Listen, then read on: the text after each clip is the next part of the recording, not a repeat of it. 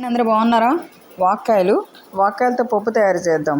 ముందుగా కొంచెం కందిపప్పుని దూరగా వేయించేస్తే చాలా బాగుంటుంది, కమ్మగా ఉంటుంది. మనకి గ్యాసు అలాంటిది కూడా రాదనమాట. దాన్ని చల్లారిపోయిన తర్వాత శుభ్రం కడిగేసేసి ఉల్లిపాయ పచ్చిమిరపకాయ కొంచెం వాటర్ వేసి నేను కొంచెం కందిపప్పుని ఉడకబెట్టాను. ఒక మాదిరిగా ఉడికిన తర్వాత వాక్కాయల్ని సన్నగా కొంచెం మధ్యలో కోస్తే అందులో ఉన్న పప్పు ఉంటుంది, అది తీసేసేయాలన్నమాట.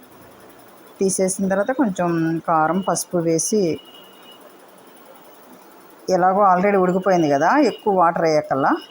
ఈ వాక్కాయలకి ఎంతోసేపు ఉడకదు కదా, ఒక లైట్గా నీళ్ళు పోసి మనం మళ్ళీ ఉడకబెడితే అయిపోతుంది. పప్పు గుత్తితో కొంచెం ఉప్పు వేసి మెదిపేయండి. ఆవాలు, జీలకర్ర, ఎండుమిర్చి, కరివేపాకు, ఇంగువ, అన్నిటికన్నా ముఖ్యమైనది ఇంగువ వేసి పోపు పెట్టేయండి. గుమగుమలాడుతూ ఉండే వాక్కాయ పప్పు రెడీ అయిపోయింది. చాలా కమ్మగా ఉంటుంది. ఈసారి మీరు కూడా ట్రై చేసి చూడండి. ఇది సీజన్ కాబట్టి ఒక్కసారైనా తినాలి.